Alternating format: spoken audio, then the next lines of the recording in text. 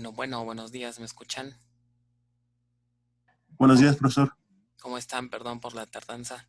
Buenos Tu- días, profesor. Tuve matazón hace ratito, entonces, pues ya saben, en lo que uno termina de aniquilar gente, pues me tardé. ¿Y qué tal les fue? Pues parece que bien, nada más que como que los tiempos no, no terminan por organizarse. Y eso, bueno, pues se supone que es lo mismo, o sea, el contenido es del mismo examen, o sea, no aumenté ni disminuí más. Pero como que el hecho de estar en la computadora tal vez, no sé, por alguna razón los retrasa un poco. Cambió un poco la dinámica, que es lo mismo haré con ustedes, decían, digamos, sí tiene límite de tiempo, pero es, digamos, al final de lo que dura la clase, ¿no? O sea, si de repente le quieres dedicar más tiempo a la pregunta uno, pues dedícalo, ¿no? No hay problema. O sea, la única restricción es que cuando acaba, más bien, empiezas a resolver la pregunta uno y te tardas el tiempo que tú quieras, ¿no? Si quieres dedicarle la hora y media, pues hora y media, ¿no? Pero pues obviamente tienen la presión de los otros ejercicios, pero ya no está por tiempos así de por pregunta, ¿no? Y pues bueno, no sé, no me dijeron nada, pero me dio la impresión que pues aún así los tiempos como que es con lo que más batallan. Que pues en teoría es lo mismo, ¿no? Son las 2 horas de la clase, entonces no sé si tenga que ver que es porque están a lo mejor contestando en los formularios de Google, no sé si eso retrase más a que lo hagan en papel, ¿no? No sé. Pero bueno, vamos a ver qué ocurre con ustedes. Bueno, entonces, vamos a continuar con el tema 6. Les hice una actualización del PDF que se los voy a subir en un ratito más, que es lo que están, si ven en mi pantalla, ¿verdad? Sí. Ok, es esto que ven aquí se lo voy a subir en un momento más. Les hice un pequeño resumen de lo que es la parte de antecedentes que necesitamos saber para entender la cuestión de distribución. Esto mismo lo obtuve, lo saqué del PDF del tema 8 de bases 1. Pero bueno, lo puse ya mucho más resumido porque se supone que esto ya nosotros ya lo conocemos. Sin embargo, sí me gustaría revisarlo rápidamente. Mi idea original era saltarme todo esto porque en teoría ya son antecedentes, pero la verdad es que cuando estuve ya revisando los temas nuevos de la materia, pues de repente tocó conceptos que si alguno de ustedes no los ubica, entonces nos podemos perder muy fácilmente en la parte de distribución. Entonces, mejor por eso decidí hacerles un resumen y lo revisamos rápidamente, ¿no? Para que, sobre todo los que no hayan visto esto en bases 1, pues más o menos entendamos o sepamos a qué me estoy refiriendo con estos conceptos. Y ya después con calma, bueno, ya pueden checar este resumen y tal vez ya es un poco más ágil leerlo, ¿no? Que si se van a las notas de bases, ahí están mucho más extenso, ¿no? Por lo mismo de que, bueno, son conceptos nuevos para ellos. Entonces, miren, vamos a revisarlos muy brevemente, estos conceptos, y ya después empezamos con la parte nueva, ¿ok? Bueno, entonces nada más para recordar, recuerden la idea de una transacción, conjunto de sentencias agrupadas como una sola unidad de procesamiento. ¿Ok? Eso me da la noción de que la base de datos ve a todas esas transacciones como si fuera una sola cosa, ¿no? Lo trata como si fuera una sola instrucción. Eso me permite cuidar la integridad de esos datos, ¿no? O toda esa unidad se hace bien o no se hace nada, ¿no? Entonces, ¿qué es lo que hacen esas operaciones? Básicamente dos operaciones fundamentales, lecturas y escrituras. Es lo que normalmente hace una transacción, ¿no? O consulta datos, o lee datos, o escribe datos, ¿no? Al escribir, con la escritura me refiero a hacer inserciones, actualizaciones, e inclusive también eliminación de datos, ¿no? El otro concepto importante relativo a este tema son las famosísimas transacciones ACID. ¿Se acuerdan de ello?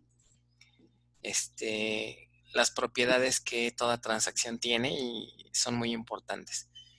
Lo que he comentado en otros cursos, cuando ustedes estén allá afuera, si les toca hacer alguna programación de algún software, y si ese software maneja transacciones, que la gran mayoría lo debe de hacer, ¿no? Cualquier sistema que modifique los datos de una base tiene que estar dentro del contexto de una transacción. Y si se meten y les toca trabajar o estar ahí jugando con las transacciones, es de vital importancia que conozcan estos conceptos. Cuando no los tomamos en cuenta, programamos como si el sistema estuviera solito con un solo usuario, como si nadie más, es decir, como si no hubiera concurrencia. Y eso es un error muy grave, ¿no? Pensar o programar así sin tomar en cuenta la concurrencia nos puede llevar a cometer graves errores en la programada, ¿no? Entonces se acordarán las propiedades así desde el acrónimo de, bueno, las siglas de atomicidad, consistencia, aislamiento y durabilidad, ¿no? Bueno, esta A es porque está en español, de ser isolation en inglés, ¿no? Rápidamente, acuérdense, la atomicidad es lo que les comentaba, la propiedad en la que el manejador puede ver a un conjunto de transacciones como si fueran una sola, ¿no?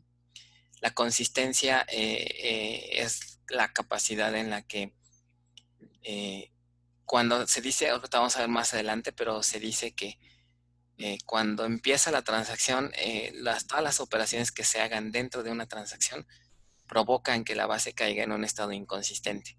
O sea, hay relajo, ¿no? Hay mucho movimiento de datos y puede que esos movimientos generen inconsistencias. Lo importante aquí es que cuando acabe la transacción, esa capacidad de inconsistencia desaparezca, ¿no? O sea, esa condición más bien de inconsistencia desaparezca. O sea, la base puede haber un relajo en los datos mientras la transacción esté en curso. Pero una vez que la transacción termina, todo debe de regresar a la normalidad, ¿no? Entonces, a eso se refiere esta propiedad. ¿Cómo se implementa? Bueno, con otro concepto que se desprende de esta propiedad, que son los niveles de aislamiento, que también es otro concepto que debemos manejar bien. ¿Ok? Relativo al anterior, el aislamiento, entonces, es otra propiedad en la que tenemos que tener cuidado, ¿no? ¿Qué tanto vamos a permitirle a una transacción que vea o que pueda ver lo que está haciendo la otra? ¿Ok? Eso es importante, ¿no? No siempre es correcto que una transacción vea lo que está haciendo la otra, ¿no? Y muchas veces hay que esperarnos a que la otra acabe para poder escribir, e inclusive en otras ocasiones hay que esperarnos hasta que la otra acabe para leer inclusive. O sea, puede haber distintos niveles de restricción en cuanto a lo que querramos hacer si hay otra transacción al mismo tiempo accediendo a los mismos datos, ¿no? Entonces, la propiedad de aislamiento nos permite controlar, ¿no?, qué tanto vamos a aislarnos de otras transacciones. La durabilidad es otra propiedad importante en la que nos asegura que cuando los datos son confirmados, es decir, cuando hacemos un commit, esta propiedad nos asegura que nuestros datos van a estar ya de manera permanente, no nos preocupamos que se lleguen a perder. Esto es verdadero, ¿no? Esto sí se cumple, pero también siempre y cuando las cosas estén hechas bien y esté la base correctamente configurada. O sea, esto ya no sería un error del manejador, sino más bien si esta propiedad no se cumple o llegáramos a tener problemas, sería porque algo estamos haciendo mal, ¿no? Desde el lado del developer, del programador, ¿no? Del desarrollo. Entonces, bueno, estas son las famosísimas propiedades. Y ya más o menos todos se acuerdan, si las llegaron a ver, o alguien de plano para alguien es nuevo esto. Nunca lo había visto en bases. O en avanzadas también se toca un poquito. Bueno, todo bien hasta aquí. Bueno, cualquier duda, ahorita estamos haciendo este repaso, entonces se vale pues, preguntar cualquier duda que tengan, ¿no? Entonces, el otro concepto les decía, los niveles de aislamiento. ¿A qué se refieren esto? Bueno, son parte del estándar, surgieron en el estándar, en el estándar SQL 92. Y bueno, el objetivo de ellos es tratar de implementar esta propiedad que les decía de consistencia, ¿no? Estos niveles surgieron a raíz de la identificación de tres principales problemas que pueden generarse cuando dos transacciones intentan competir por el mismo dato, ya sea tanto leerlo como modificarlo. Entonces, esos problemas ya están muy identificados, ya están más que estudiados y está la solución, ¿no? Para resolver, los problemas son tres, estos problemas que ven aquí. Y estos tres problemas se resuelven a través de los niveles de aislamiento, ¿ok? Esos tres problemas, si recordarán, son las lecturas sucias, las lecturas no repetibles y las lecturas fantasma. A nivel de código, para, digamos, resolver estos problemas, básicamente lo que hacen las bases de datos es incrementar el nivel de aislamiento, o dicho de otra forma, lo que hacen es incrementar el nivel de serialización. Entre más nivel tengamos de aislamiento, vamos a proteger los datos, pero vamos a tener un costo alto. Entre más aumentemos el aislamiento, más seriabilidad vamos a tener en la base. ¿A qué me refiero? Que menos vamos a permitir que usuarios concurrentes entren a la base de datos. Y eso no es del todo bueno. Una de las características que hacen una base de datos usable, ¿no? Que sea útil, es que tenga la capacidad de atender a múltiples usuarios, ¿no? De manera concurrente, de manera paralela. O sea, imagínense, ¿no? En un sistema bancario, ¿cuántos usuarios no están haciendo movimientos en sus cuentas, desde el portal, desde el banco, desde otras instituciones, ¿no? Entonces, imagínense si hiciéramos todo serial, el procesamiento de la información sería súper lento. Entonces, hay que tener cuidado, ¿no? Podemos resolver problemas, sí, pero el costo puede ser elevado. Entonces, vamos a ver ahorita en qué consiste eso, ¿no? Para cambiar el nivel de aislamiento, ya a nivel de código SQL se utiliza la instrucción setTransaction, y esto ya en Oracle particularmente. Por ejemplo, pueden poner la instrucción en SQL Plus, ¿no? setTransaction, y después pueden poner la instrucción isolation level, es decir, qué nivel de aislamiento quieres. En el caso de este manejador, estos tres problemas los resuelve únicamente con dos niveles. O sea, en Oracle solamente maneja dos niveles y con eso lo resuelve, los tres. El primer nivel, que sería el read committed, este nivel es el valor por default y no se puede deshabilitar. ¿Ok? Siempre está este nivel habilitado. Y si queremos irnos más arriba, sería el nivel serializable. ¿Ok? Entonces con eso nosotros podemos provocar, más bien corregir estos problemas. ¿Ok? Ahorita vamos a hacer una serie de ejemplos para que más o menos les quede claro en dónde o cómo identificaríamos estos problemas cuando dos transacciones intentan acceder a un mismo dato. ¿Ok? Bueno, ¿cómo implementa ya a nivel interno el manejador estos niveles? Básicamente a través del concepto de bloqueo. ¿Ok? Podemos entenderlo como un semáforo, ¿no? O imagínense múltiples autos que intentan cruzar la misma avenida. Pues lo que hacen los semáforos es organizar, ¿no? A ver, tú primero, tú después, tú sigues y así. ¿Qué quieres hacer o qué pedo? ¿No? Entonces,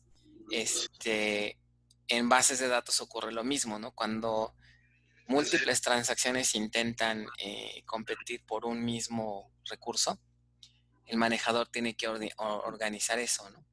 Tiene que decir quién va primero, quién va después y así, ¿no? Entonces, esa estrategia la aplica a través del concepto de bloqueo. Concepto importante, hay dos modos de bloqueo que todos los manejadores hacen uso, y es el bloqueo, los bloqueos exclusivos y los bloqueos compartidos. También es importante, ¿no? Los bloqueos compartidos, normalmente, como su nombre lo indica, permiten que varias transacciones compartan un mismo recurso. Con recurso me refiero a, puede ser un registro, puede ser un dato. Típicamente es un registro, pero también inclusive puede ser una tabla completa, ¿no? En los bloqueos compartidos se les llama así porque sí se permite que sean, que varias transacciones, por ejemplo, lean un registro. Esto aplica más para lecturas. Las lecturas, puedo tener múltiples transacciones que lean un mismo dato, ¿ok? Y no se van a bloquear ninguna de ellas. O sea, una lectura no bloquea otra lectura. Esto es a nivel default, ¿no? A eso se le conoce como un bloqueo compartido, ¿ok? Realmente pareciera un poco contradictorio, ¿no? Porque las transacciones no se bloquean, pero bueno, a este concepto se le llama bloqueo compartido. Es meramente terminología, ¿no? Pero sí se necesita distinguir, digamos, qué transacciones están leyendo el dato, ¿ok? Por otro lado, un bloqueo exclusivo, sí es más fácil de entender porque sí, un bloqueo exclusivo, como su nombre indica, significa que una transacción a la vez puede acceder a un recurso.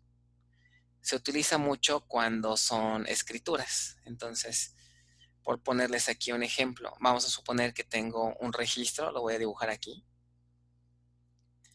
y este registro, si estamos en modo compartido, es porque vamos a hacer una lectura, ¿no? Una lectura.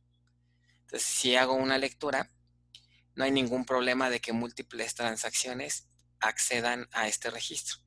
Entonces, aquí el dibujo me hace una similitud como que todos están compartiendo el mismo recurso, ¿no? Profe, es como funciona el sistema operativo, ¿no? Sí, algo similar. Es decir, múltiples usuarios pueden leer, ¿no? Un mismo recurso. O no sé exactamente en qué sentido del sistema operativo. En cuanto a... Cuando se trata de los bloqueos mutuos con git logs Ok, sí. y con mecanismos de bloqueo, no hablo de los demás. Sí. No es exactamente igual, pero digamos en Ah, dos de sí. ellos la idea es, en el caso del compartir exclusivo es algo similar, ¿no? Aquí, digamos, estas transacciones están haciendo operaciones de select. Entonces, nosotros podemos hacer la consulta sin ningún problema. O sea, una lectura no bloquea otra lectura, ¿ok? Cosa que no ocurre en un exclusivo. Por ejemplo, en un exclusivo, nuevamente, si tenemos un registro aquí, R, ahorita no hay ninguna transacción, entonces llega la primera transacción que llegue, digamos esta transacción, va a adquirir este bloqueo exclusivo. Esta transacción ya lo ganó. Entonces, al bloquear este registro, ¿qué va a pasar si otra transacción llega? Bueno, va a depender la operación. Si es una operación de selección, de lectura, un select, esta transacción va a poder leer sin ningún problema. ¿Ok? Sin ningún problema. Sin embargo, aquí hay que tener cuidado. ¿Qué es lo que va a leer? Los cambios que esté haciendo aquí esta transacción, la que ganó el bloqueo, pues van a ser privados, ¿no? Estos cambios van a estar, por así decirlo, protegidos, ¿ok? Hasta que la transacción se confirme. Mientras no se confirme, entonces esta transacción que está aquí afuera leería la versión vieja, ¿no? Estos cambios nuevos no son visibles aún para esta instrucción, ¿ok? Entonces lo que va a estar leyendo la instrucción select, pues va a ser el dato previo, ¿ok? Esto es lo que resuelve el nivel de aislamiento de lecturas confirmadas, ¿no? No puedo leer nada hasta que la transacción se confirme o haga commit, ¿no? Entonces, ¿qué pasa si llega otra transacción e intenta hacer una escritura? A lo mejor con una sentencia update sobre este mismo registro.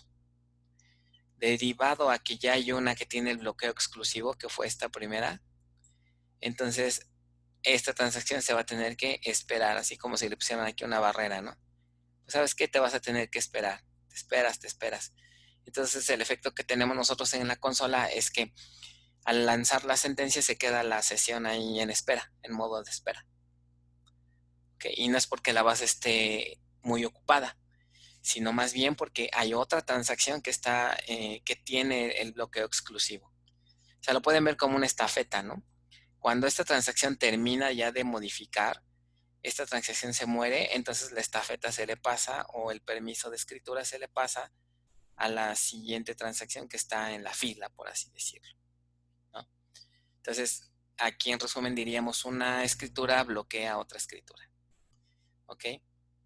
Entonces, a eso se refiere con estos dos conceptos. ¿Todo bien hasta aquí? Sí. Muy bien. Ahora, ¿qué más? Los niveles de aislamiento, entonces. Decíamos que los niveles de aislamiento resuelven estas tres problemáticas, ¿ok? Y tenemos básicamente los siguientes niveles de aislamiento. Si fijan aquí tenemos el problema en esta tabla de resumen. Este es el problema, que son los tres problemas, y el nivel de aislamiento que lo resuelve, ¿ok?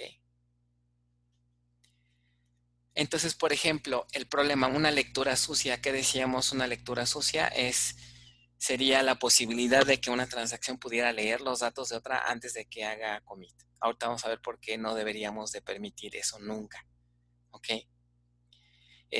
Para corregir el problema, los manejadores utilizan el primer nivel de aislamiento, que son lecturas confirmadas, que es el que les comentaba hace rato, ¿ok? La manera de hacer esto es set isolation level, set transaction isolation level, read committed. Esto realmente nosotros no lo tenemos que ejecutar de manera explícita.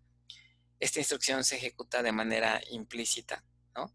Justo cuando empezamos a hacer cambios. O sea, no tenemos ni siquiera que hacerlo manual. Si quisiéramos hacerlo manual, bueno, tendríamos que hacer con esta instrucción, ¿no? Y es el valor por default. No podemos quitar este nivel de aislamiento, ya es fijo, ¿ok? Podemos aumentarlo, pero no quitarlo, ¿ok? Entonces, se refiere a la posibilidad de modificar datos de una transacción que aún no ha concluido, o que no ha hecho commit, ¿ok? Entonces, aquí lo que me hace este nivel es que mientras la transacción anterior que tiene ahorita el bloqueo exclusivo no termine de hacer cambios, la otra no podrá, no podrá ver esos cambios nuevos, ¿no? Entonces, ese es el primer nivel. El segundo nivel, que resuelve el segundo problema, que se le conocen como lecturas repetibles. Primero, antes de ver qué es eso, la sintaxis, ¿no?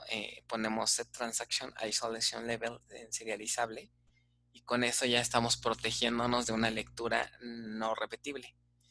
¿Qué es una lectura no repetible? Bueno, la cuestión radica en la que en algunas situaciones ustedes quisieran que cuando lean un dato n veces les diera el mismo resultado, ¿no?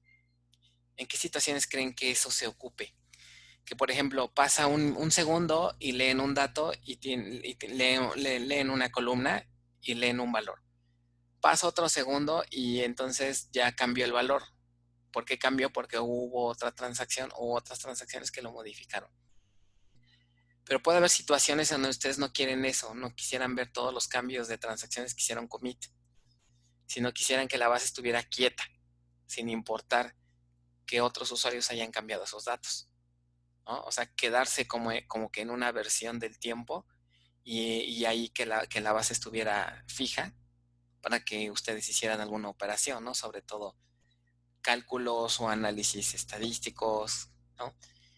Que requieren varios accesos a la base de datos y pues para que esos cálculos, esos reportes estén correctos, en teoría la base no debería de moverse, ¿no? No debería de tener variantes en cuanto a datos, pues porque si no, entonces los primeros cálculos que hicimos ya no van a corresponder con otros cálculos dentro de la tarea que estemos haciendo, ¿ok?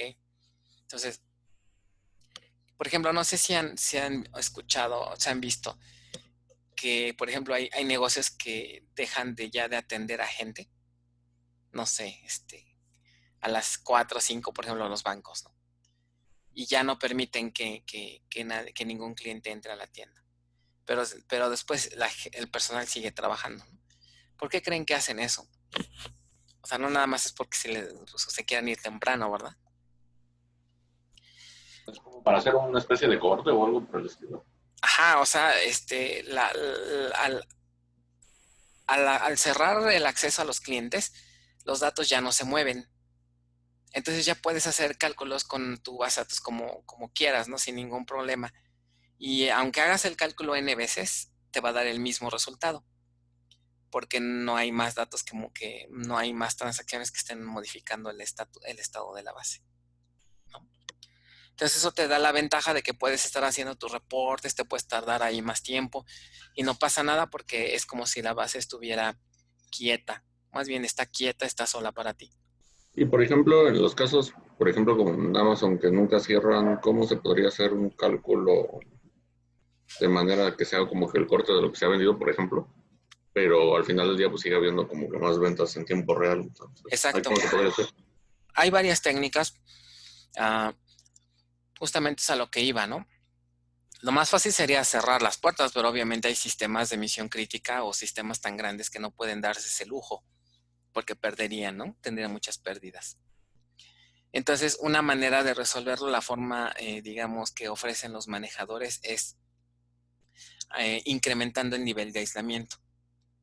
Si nosotros hacemos esto, Set Transaction Isolation Level serializable, lo que vamos a provocar es que cuando lo habilitemos, el manejador nos va a garantizar que el estado que tenga la base en el momento que ejecutaste esta instrucción va a permanecer constante, sin importar que haya miles y miles de transacciones cambiando datos. Para ti te vas a quedar con la imagen o con la foto de la base de datos que tenía cuando ejecutaste esta operación. ¿Ok? Es como si la base te diera una copia de todos los datos para ti solito y nadie más los va a poder modificar hasta que tú lo decidas, ¿no? Eso es lo que hace realmente este nivel, ¿no? O sea, nos proporciona una versión fija y sin cambios de los datos. ¿Ok? Entonces, se fijan, esto es un poco complicado implementarlo, ¿no? Porque los recursos que se necesitan para poder mantener ahí, digamos, tu copia, por así decirlo, pues no están de a gratis, ¿no? Entonces, básicamente esa sería la respuesta, ¿no? Aumentando el nivel con esta instrucción. ¿Ok? Entonces, ahorita vamos a ver un ejemplo para que vean cómo trabaja esto. Y el último nivel, que se le conoce como más bien el último problema, lecturas fantasma. Ahorita van a ver por qué las bautizaron así.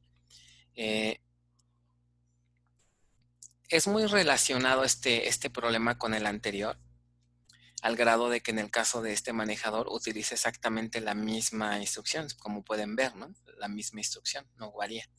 Entonces, esta misma instrucción me protege de ambas cosas, tanto de lecturas no repetibles como de las famosas lecturas fantasma, cualquiera de las dos. Bueno, ¿a qué se refiere esto? Es un escenario real que ocurrió. A lo mejor algunos de ustedes ya se van a acordar porque se los platiqué en Bases 1.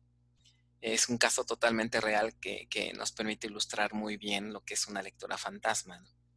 Y el ejemplo les llegaba a platicar de una vez en el INE. Bueno, ya rápidamente les explico, cuando se producen las credenciales, ¿no? El INE tiene que generar insumos para darle a la empresa que imprime las credenciales.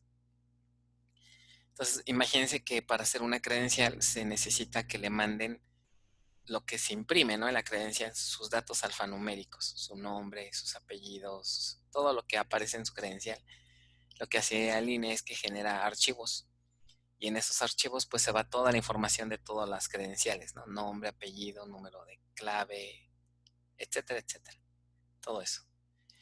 Pero también recuerden que la credencial trae imágenes, ¿no? Trae la firma, la foto, las huellas, ¿no? Entonces lo que se hacía es que a esta empresa se le daban dos insumos, ¿no? Un primer archivo donde trae todos los datos alfanuméricos y un segundo archivo en donde van todas las imágenes, ¿no? La foto y demás. Resulta que levantaron un problema, una incidencia en el sistema porque de repente abrieron los archivos y en uno tenía, no sé, imagínense, 150 registros y cuando abren el archivo de las imágenes resulta que traen 160, o sea, un valor mayor. ¿Están de acuerdo que ahí la empresa que dijo, bueno, oye, ¿qué onda con tus datos, no? ¿Qué le hago? O me faltaron 10 datos de credenciales o me están sobrando 10 imágenes, ¿no? Se fijan ahí, se cae en una inconsistencia, porque a quién le hacen caso, o me faltaron o me sobraron, ¿no? ¿Por qué se originó eso? Bueno, la razón fue que cuando están haciendo el primer archivo, puede haber cierto número de credenciales ya listas para imprimir.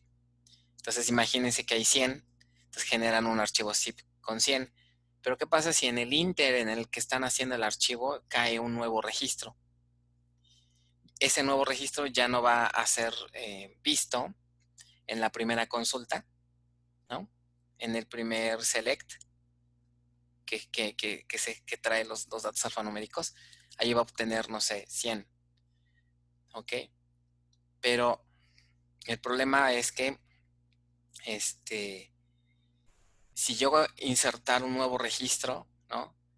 Si vuelvo a hacer la misma consulta, entonces ahí voy a tener un registro de más, ¿no? Por eso es que cuando hacían la consulta para sacar las imágenes, como ya había un nuevo registro, pues el número de imágenes se incrementó. ¿Ok? Y ese nuevo registro ya no alcanzó a ser reflejado en el primer archivo. Entonces ahí fue donde se originó que se tenían registros distintos.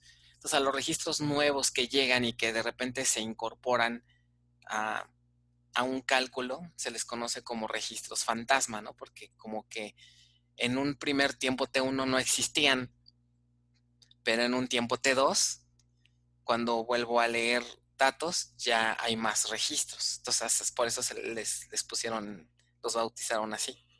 ¿Ok? No es otra cosa más que eso. Entonces, ¿sí se entiende ese nivel de lecturas fantasma? Entonces lo que va a hacer aquí el manejador con este nivel nuevamente va a ser lo mismo. Nosotros vamos a estar como que ocultos, más bien lo podemos visualizar así. Supongan que esta es nuestra transacción que tiene el nivel de aislamiento serializable, ¿no? Entonces, en este momento la base va a estar, digamos, en este estado, o supongamos que tiene estos registros. Y entonces, ¿qué pasa si llega otra transacción y empieza a hacer cambios, ¿no? Empieza a hacer, digamos, tenemos una transacción 2 y puede empezar a hacer un montón de cambios a los datos, pero esos cambios no van a ser reflejados en, digamos, la versión que tiene la otra transacción. Entonces, si llego a hacer un update, ese cambio no lo voy a ver. ¿Y qué pasa si inserto un nuevo registro? Este registro no va a ser visible para esta transacción, sin importar que la transacción del lado izquierdo haya o no haya hecho commit. ¿Ok? Inclusive, si esta transacción 2, por ejemplo, hace commit aquí abajo, ¿ok? Hace commit.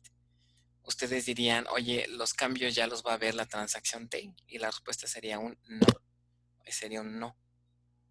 ¿Ok? A pesar de que la transacción haga commit, nosotros vamos a seguir estando protegidos. ¿Ok? Por esta, digamos, esta versión estática.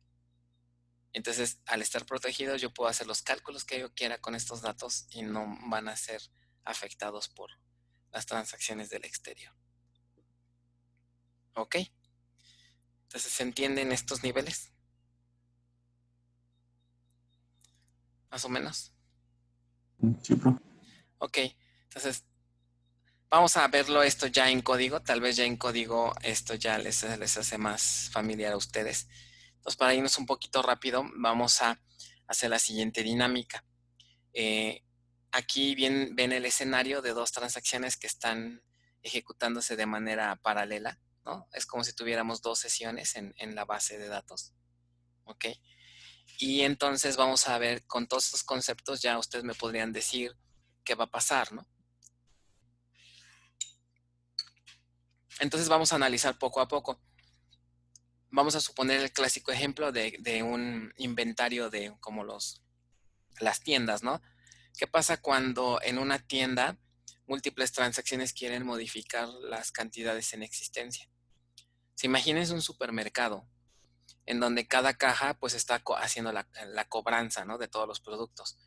Pero también algo que tiene que hacer el sistema es estar actualizando las existencias, ¿no? De cada producto para ver en qué momento hay que surtir.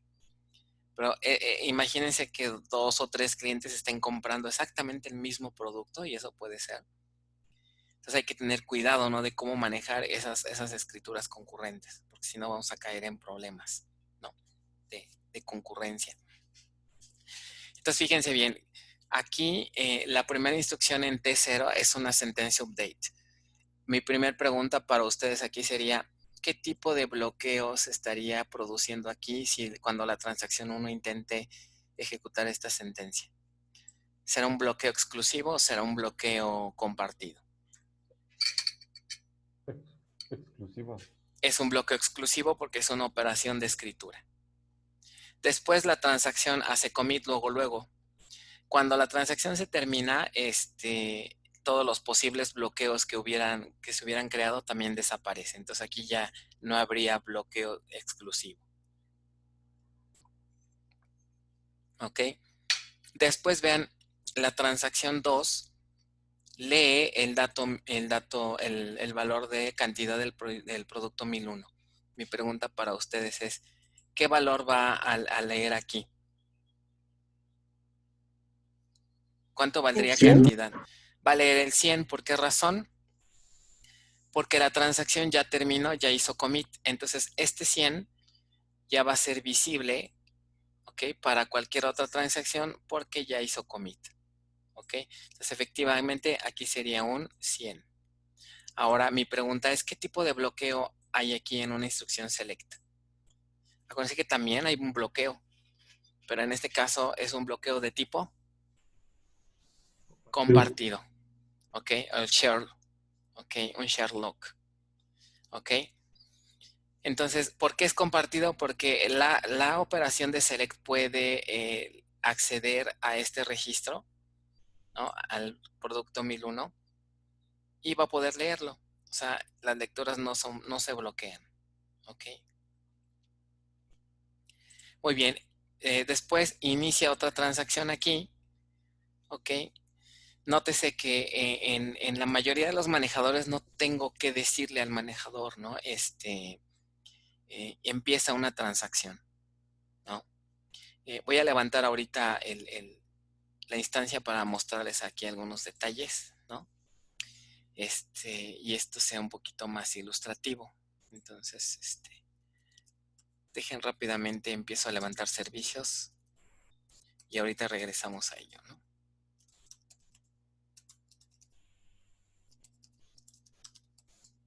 Ok, inicio listener y voy a inicializar esta variable para que este es BD, el de ustedes es este. Entonces ya meto como sys y voy a levantar la instancia.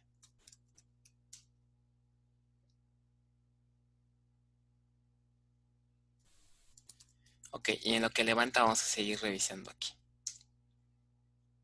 Ok, entonces, muy bien, decíamos que aquí ya se hizo commit, entonces vamos a leer el dato, aquí el dato, ¿no? Entonces ahora vean acá qué va a pasar cuando se intente ejecutar esta instrucción select.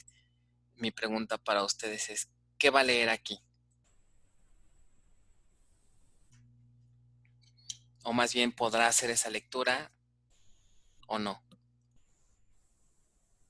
Pues no, sí, porque no ha hecho comida. Sí lo puede leer, pero va a leer lo que está antes del rollback.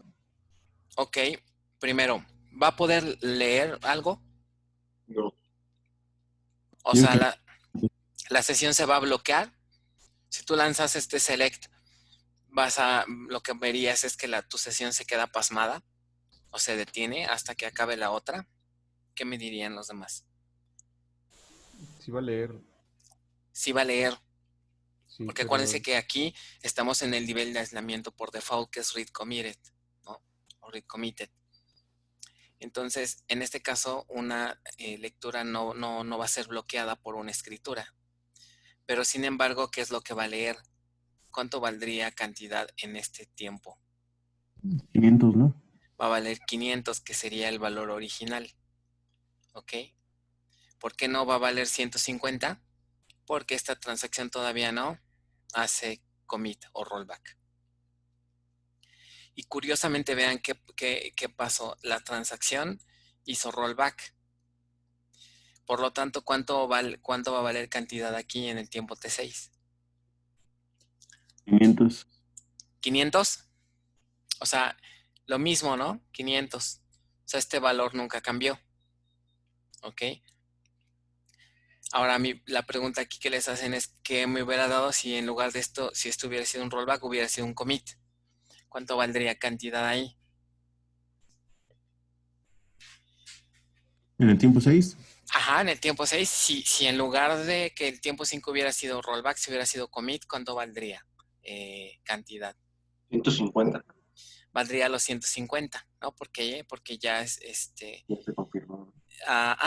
de hecho no está bien, no son 150, porque la transacción que hizo, bueno, si hizo rollback serían 100, pero si hubiera hecho commit serían los 150, ¿no? Sí, perdón. Sí. ¿Ok? Si hubiera hecho commit serían los 150 porque ya hizo commit, ¿vale? Ahora, la pregunta aquí, ¿qué problema ocurriría si Oracle permitiera lecturas sucias? Fíjense bien, si Oracle permitiera las lecturas sucias, el problema que me generaría es el siguiente. Aquí, ¿cuánto leería si es que fuera esto una lectura sucia? 150. 150. ¿Ok? Entonces aquí la transacción 2, ok, hay 150 productos, pero vean que tiempo después, la transacción 1 hizo rollback. ¿Qué crees? Ese 150 ya no lo dejé permanente, sino entonces, ¿qué se va a quedar? El 500.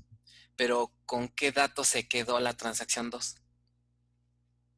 150. Con 150, entonces están de acuerdo que aquí hay un problema, porque la transacción 2 se quedó con un valor que realmente nunca existió en la base. ¿Por qué? Porque la transacción 1 se arrepintió e hizo rollback. ¿Sí ven el problema? Entonces, esto me puede generar graves problemas de consistencia. ¿Ok?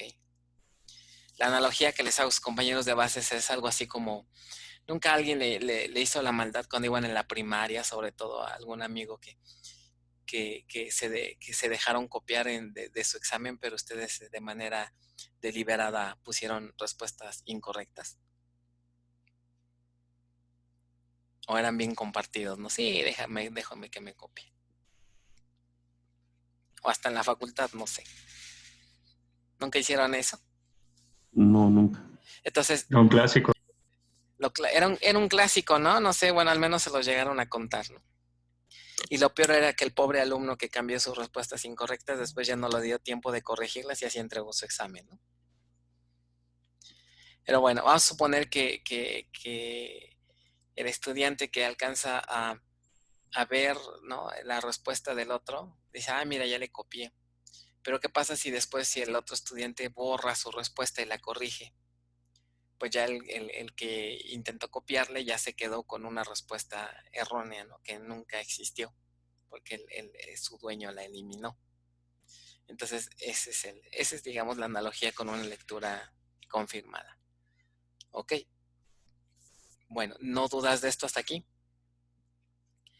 Este es el primer nivel de aislamiento, ¿no? Ahora, vamos a ver qué pasa con el siguiente nivel. Si le aumentamos a la perilla de los niveles de aislamiento, es decir, configuramos ahora así esta instrucción, set transaction isolation level con serializable. Entonces, fíjense muy bien y quiero que me digan qué ocurre, ¿no? En el primer se le dijimos que va a haber un bloqueo de tipo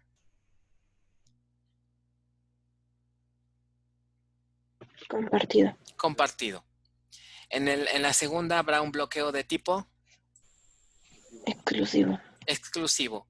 Mi pregunta es, ¿va a poder la transacción 2 hacer el update sin problema o pasaría algo?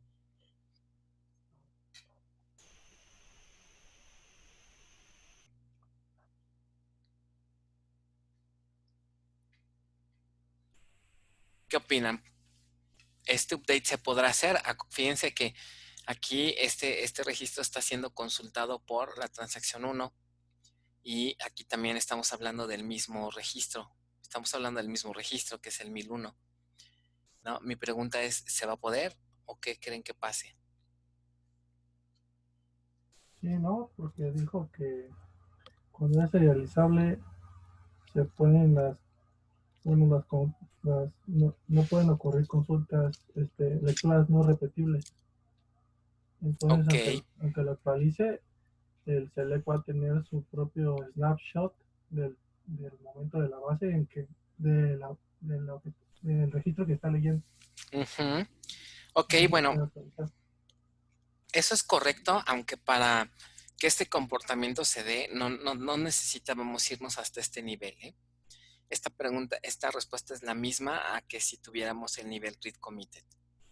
Y la respuesta es, claro que puede hacer ese update, nada se lo va a impedir porque ¿hay alguna otra transacción que tenga el bloqueo exclusivo hasta ahorita? Considerando únicamente estas dos transacciones, ¿están de acuerdo que no hay nadie, no? O sea, cuando la transacción 2 llegue e intente ejecutar esta instrucción update, va a intentar obtener el bloqueo exclusivo porque es una escritura sobre el registro 1001. ¿Hay alguien más que tenga un bloqueo exclusivo de 1001 en este punto, en T2? La respuesta es un no. Hay un bloqueo, pero este es compartido, que es por el select. Pero acuérdense que este es como si no pintara realmente, ¿no? Entonces el update se va a ejecutar y va a modificar y tal cual. ¿Ok? Entonces ahora viene la siguiente sentencia. ¿Cuánto va a leer el tiempo T3?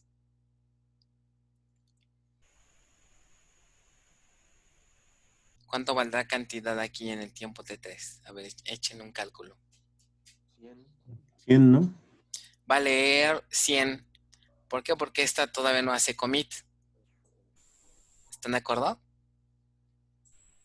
Aunque lo hayamos cambiado a 35, aquí leería 100. Después hace commit la transacción 2. Y del lado de la transacción 1 lo vuelvo a consultar, vuelvo a leer. ¿Qué valor me daría aquí en el tiempo T5? 100 igual, ¿no? Ok, me va a dar 100. No confundirse aquí porque dirían, oye, pues no que se supone que cuando ya se commit ya puedo ver el cambio. O sea, ustedes esperarían que viera este 35, ¿no? Porque ya hizo commit. Y en realidad no, en realidad lo que está mostrando aquí sería justamente 100. Sí, para todos es claro por qué 100. ¿A qué se debe de que no puedo ver el 35 a pesar de que ya hizo commit X2? Por el nivel de aislamiento, ¿no? Por el nivel de aislamiento. Esto es lo que marca la diferencia. Entonces aquí una vez que ejecutamos esta sentencia, yo estoy protegido.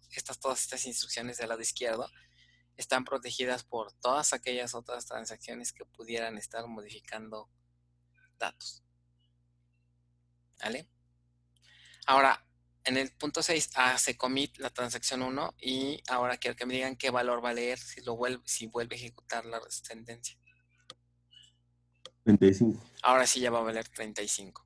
Es decir, una vez que la transacción se termina, ¿no? Está su inicio y su fin. Si eso se termina, entonces esa protección o ese snapshot que ahorita comentaron ya desaparece. ¿Ok? Entonces, esta es la manera en cómo trabaja este nivel de aislamiento. ¿Ok? Un ejemplo similar, ahora vean aquí, que es para ilustrar lo de las lecturas fantasma. Vean aquí que nuevamente tengo la misma instrucción, el isolation level serializable, ¿no? Y hago una consulta, select asterisco from prod, donde cantidad igual a 35. ¿Cuántos registros me daría esta primer consulta en punto 1? No. 1, ¿no? Que sería este, ¿no? Del 1001,35. Después, un tiempo después, llega otra transacción y curiosamente inserta un registro en la misma tabla, insert into prod, pero ahora pone 1006 y la cantidad también sigue siendo 35. Y luego hace commit. O sea, en este punto habría dos registros, ¿no? El 1001 y el 1006, ambos con 35. Ahora la pregunta para ustedes es, ¿cuántos registros se van a mostrar en el punto 4? No. Uno, ¿no? ¿Un registro? Sí. Pues sí, por el nivel de Nuevamente aislamiento. sería un registro por el nivel de aislamiento. Ese snapshot que comentábamos también me protege de nuevos registros que llegaran a caer. ¿Ok? Hago una consulta y el predicado puede que se satisfaga para algunos registros que cayeron después, ¿no? O que son muy nuevos. Entonces, pero si lo manejo como serializable,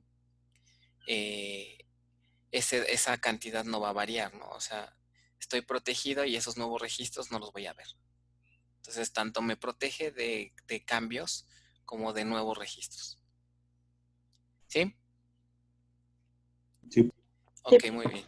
Entonces, ahora, lo interesante de todo esto es que estos conceptos que estamos viendo de antecedentes aplican idénticos en una transacción distribuida. Miren, vamos a hacer aquí el ejercicio.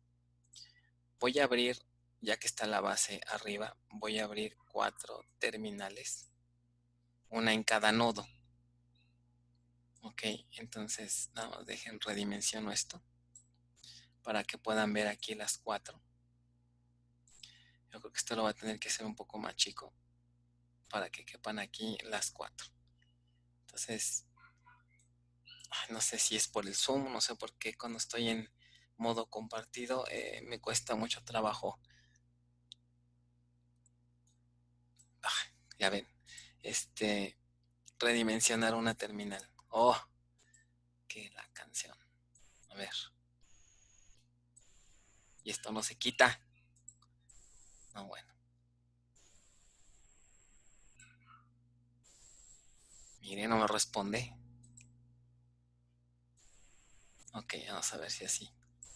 Entonces voy a abrir aquí 4 terminales. Ok. Me voy a conectar con el usuario control agencia, que es el mismo. Bueno, hay que ponerle connect, me pasé de Ns, ¿no? Connect, control agencia, y voy a ponerle primero en el sitio JRCBD S1. ¿Se acuerdan de esos sitios, no? Ok. Entonces aquí ya estoy en un primer nodo. Ok, voy a hacer lo mismo con el otro. No, bueno, aquí con este redimensionamiento se me va a ir la clase.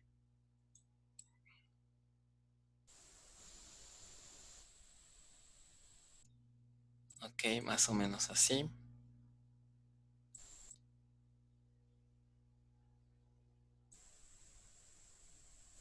Y aquí vamos a ponerle el export.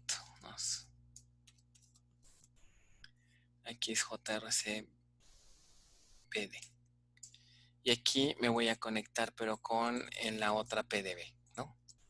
SQL Plus, y vamos a ponerle esto, S2.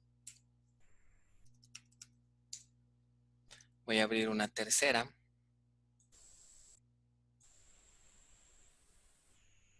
Y lo mismo, vamos a redimensionar.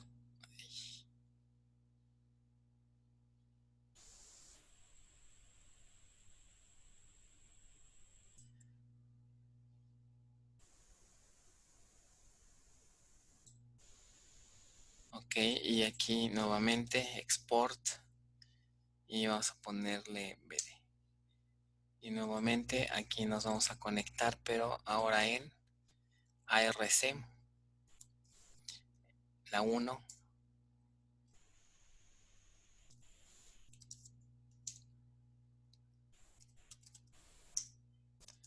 Ok, y finalmente voy a abrir una cuarta más.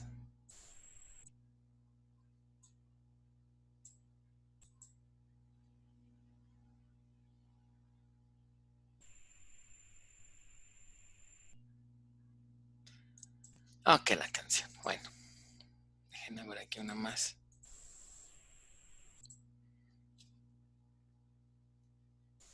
Y esta la vamos a redimensionar.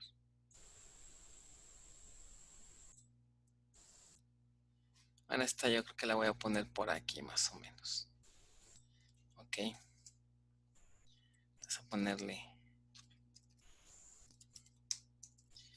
ponerle aquí, sería SQL Plus. Y vamos a copiar esto de acá. Nada más que ahora voy con ARC, ¿no? Y aquí sería S2. Ok, entonces ya estamos en los 4 nodos conectados y entonces vamos a ver qué tablas tenemos, ¿no? Aquí, por ejemplo, aquí aprovechando que ya tengo uso de los sinónimos, por ejemplo, vamos a jugar un poquito con auto 1, que tiene auto ID y precio y foto. Vamos a jugar con un registro. Por ejemplo, vamos a seleccionar auto ID, precio, from auto 1, where auto ID igual a 1, ¿no? Más sencillito. Voy a hacer exactamente la misma consulta en todos los nodos, ¿no?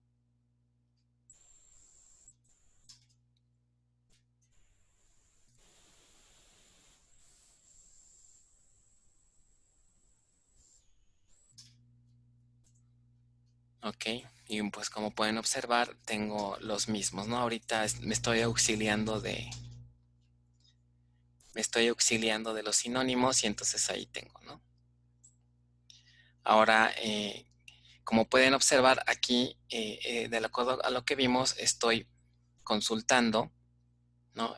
Accediendo al mismo registro desde 4 ubicaciones distintas y aquí tenemos bloqueos compartidos, ¿no?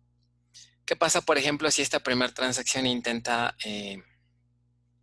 modificar un dato? Vamos a suponer que vamos a hacer ahora un update. Precio igual a, vamos a aumentarle una centésima, ¿no? Where, update, más bien auto 1, ¿no? Auto 1, set precio igual a tal, where auto ID igual a 1, ¿no? Ya lo actualizó. Si hacemos la consulta, pues yo puedo ver el cambio. ¿Qué pasa si vuelvo a ejecutar aquí la sentencia? ¿Qué creen que sucede? Ojo, estoy en otro nodo, ¿ok? ¿Qué me debería demostrar con 21 centavos o con 22? Con 21, ¿no? ¿Ok? ¿Lo observan? O sea, estos conceptos que estamos viendo aplican tal cual en una base distribuida, aunque esté en diferentes nodos, ¿no? Lo consulto acá y obviamente tengo 21. ¿Ok? Y tenemos 21. ¿Ok? ¿Hasta en qué momento decíamos que vamos a ver el cambio que está haciendo la primera transacción? Hasta que haga commit. Ahora, algo interesante también es, voy a abrir una quinta terminal, pero en este caso me voy a conectar como sys.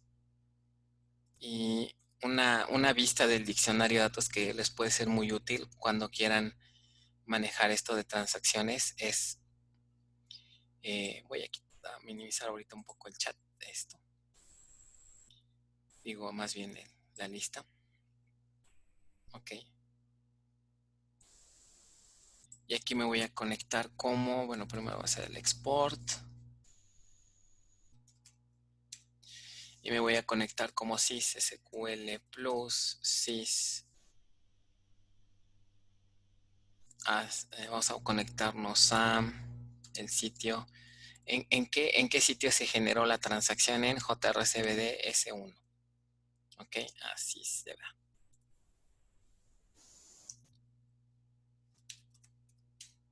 Ok, hay una vista del diccionario de datos que se llama bpesos transaction. bpesos transaction. Y esta vista es muy útil porque nos dice qué transacciones son las que se encuentran activas en este momento. Ok, por ejemplo, podríamos consultar select, vamos a ponerle el ID, cada transacción tiene un ID único, y el start, vamos a ponerle start, que es start date, start time, okay, start time from bpesos transaction. Y vean que me aparece un registro. ¿Ok? Esta transacción, ¿de quién es? Esta transacción que tengo acá en la primera terminal. Está activa. ¿Ok? Cuando termine esta transacción, aquí ya no habría registro. ¿Qué pasará, por ejemplo, si me conecto como sys? Pero ahora en otro nodo. Llamémosle S2.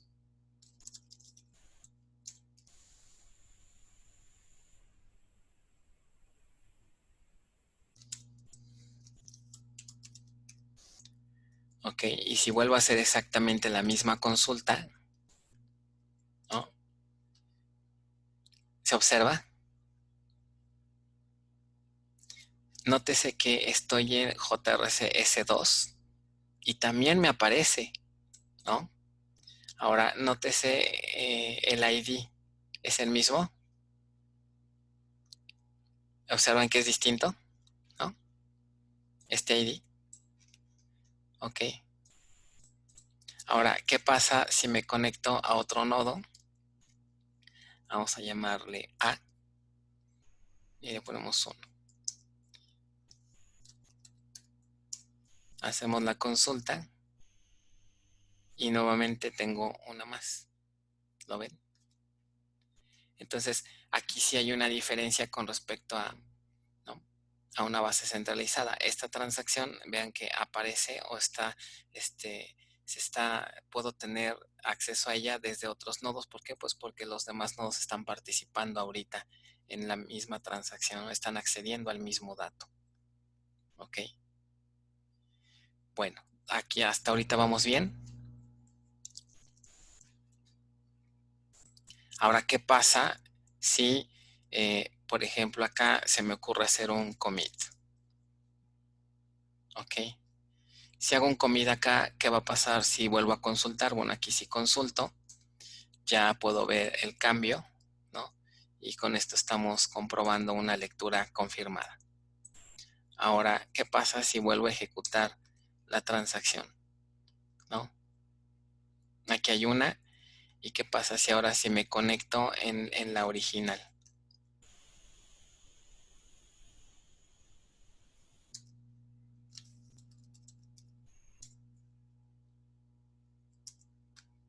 Ok, ¿se fijan que ya no hay una transacción? Ok, ¿qué pasa si me conecto, por ejemplo, en 2? Ok.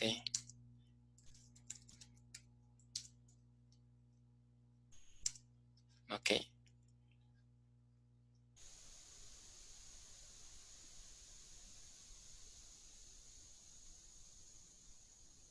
Entonces, nótese que aquí hay ciertas diferencias con una centralizada, ¿no? Como vamos a ver un poco más adelante, hay un coordinador de transacción que está en todos los está en uno de los nodos y se encarga de estar coordinando esa transacción, ¿no? Entonces, eso lo vamos a ver un poquito más adelante. Entonces, ahorita aquí lo importante es vean que sin importar que estoy en otro nodo, las propiedades de las transacciones se siguen cumpliendo, ¿no? Bueno, entonces eso es en cuanto a las lecturas confirmadas. Ahorita vamos a regresar Profe, yo a tengo ver una más duda. ejercicios. Sí, adelante. Cuando lanzó la consulta en JRCBDS1, ajá, ahí, ¿por qué se pudo leer el 22? Ah, porque ya hice comida acá. No, Ok. pero en ese ya ve que Ah, hizo ok. los checks y después Antes hizo de los hacer el checks. commit, Ajá. porque acuérdate que es la misma transacción. O sea, una misma transacción sí puede ver sus propios cambios. Ok. Ok, pero otras ajenas no. Pero la misma transacción, esa sí puede ver sus propios cambios. Ok, Ok. Gracias. ¿sale? Bueno, entonces regresamos aquí al PDF y Vamos a hacer, si quieren, un ejemplo de una lectura repetible. Entonces, miren, vamos a hacer ahora lo siguiente. Vamos a suponer que ahora voy a hacer otra actualización, pero antes de ello vamos a poner el set transaction isolation level serializable. ¿Ok? ¿Qué quiere decir? Que ahorita yo ya estoy protegido, ¿no?, de cualquier cambio que hagan. Entonces, ¿qué pasa si hago este select? Aquí me diría que es 22. ¿Ok? Ahora vamos a suponer que en otro nodo una transacción hace un cambio a este mismo registro. Es decir, si ahorita lo consultamos, pues me mostraría que es 22, ¿no? Ahí está. ¿Qué pasa si le hago un cambio y ahora hago nuevamente update auto 1 set precio igual a, vamos a aumentarlo otra vez y ahora le vamos a poner un 23, ¿no? Where auto id igual a 1. ¿Ok? Vean que lo pudo hacer sin ningún problema, ¿no? Este nodo es ahora el que tiene el bloqueo exclusivo. ¿Ok? ¿Qué pasa qué creen que pase acá si yo consulto este valor nuevamente? ¿Qué me mostraría? ¿22 o 23? 22. 22, ¿no? Entonces sigue siendo 22. Ahora, ¿qué pasa si yo acá abajo hago un commit? Hicimos commit. ¿Qué valor me va a mostrar arriba? ¿22 o 23? 22. 22. Ok. ¿Lo ven? A pesar de que, de que hicimos comida acá. Commit en la otra. ¿Por qué me respeta el 22? Porque no se ha hecho commit todavía en esa terminal. Y sigue el nivel de... Ok. Como no hemos hecho commit acá en la terminal de arriba, todavía sigo protegido por este nivel de aislamiento. ¿Ok? Entonces, mientras no me salga, digamos, de ese snapshot o de esa burbuja de protección, pues voy a seguir viendo el 22. Inclusive yo pudiera eliminar el registro en otro nodo. Alguien podría entrar y eliminarlo. Y aunque lo eliminemos, esta transacción sigue viendo lo mismo. O sea, son lecturas repetibles. ¿Ok? Y como comentaba, ¿no? Si yo hago acá un commit, ¿ok? Ya me salgo de esa protección, de ese snapshot, y ahora sí lo consulto, ahora sí ya veo el cambio. ¿Ok? Que es lo que hemos explicado hasta ahorita. ¿Sale? ¿No dudas de esto? No. Bueno, vamos ahora con otros ejemplos más, ¿no?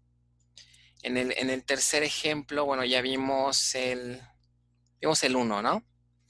El 2, creo que el 2 todavía no lo vimos. También ya lo vimos, ¿no? Que es el de serializable. ¿Ok? Ahora vamos con este tercero, nuevamente. Tengo un serializable y de hecho también ya lo vimos, ¿no? Que ¿cuántos registros dijimos que me iba a mostrar aquí cuando haga esta consulta? A pesar de que ya hizo commit. No. Uno solo. Si me salgo de esa protección, entonces ya vería los dos. ¿Ok? Ahora, bueno, hasta aquí todo se ve bien, ya vimos los niveles, pero vean que a pesar de que existan estos niveles, puede haber otros problemas.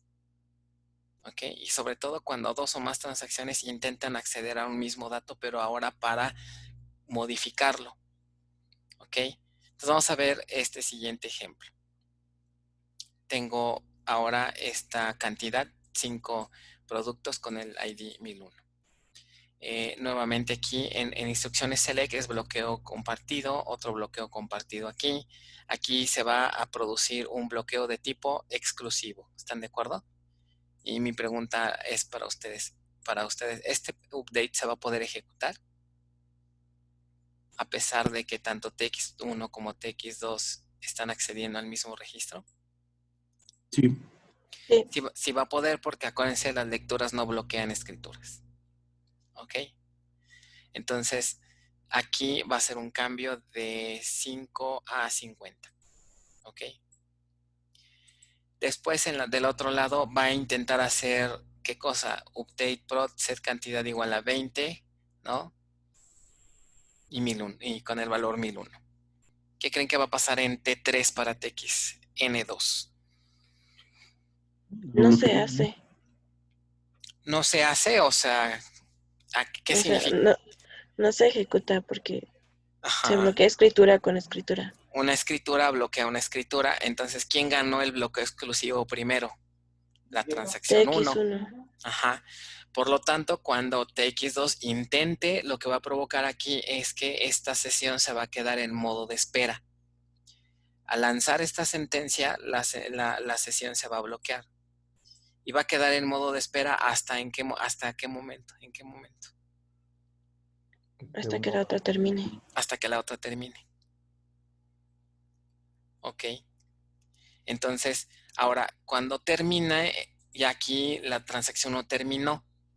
Ahora la pregunta aquí en T5, ¿qué evento ocurriría en este tiempo? Justo después que se haga un commit.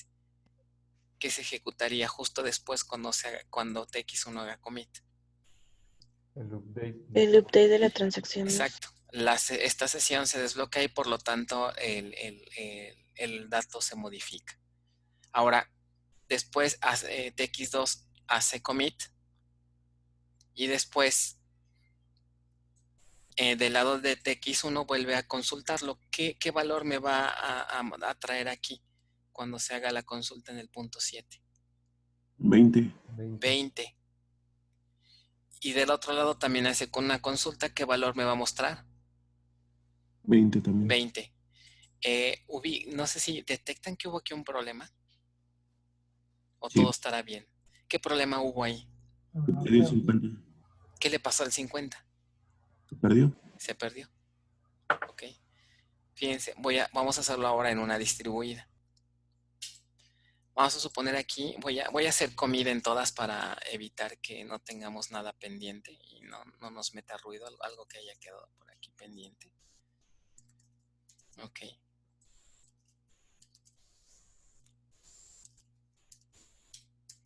Ok. Entonces, vamos a suponer, fíjense bien, que aquí están nuestras sucursales de los autos. Y vamos a suponer que el auto con ID 1 le vamos a incrementar su precio. Ok, $1 a cada una. Pero resulta que ese incremento lo hacen 2 personas desde 2 sitios. Las 2 personas le van a hacer el incremento. Y eso digamos que está bien, ¿no? Digamos que vamos a suponer que una primera petición le autorizan un incremento al precio del auto, pues porque aumentó, no sé, el precio de los materiales. Después, en otro nodo, deciden también aumentarle el precio a ese mismo auto porque a lo mejor el costo de las refacciones, no sé, ya se incrementó. Entonces, la empresa decide hacer esos 2 incrementos de precio. Pero el detalle es que los usuarios están en nodos distintos, ¿no? Imagínense que están en sucursales diferentes. Entonces, llega aquí la primera transacción que autoriza y entonces haría lo siguiente, ¿no? Primero lo mostramos para ver que tiene ese dato y vamos a suponer ahora que estamos en el nodo de hasta acá abajo, ¿no? Mostramos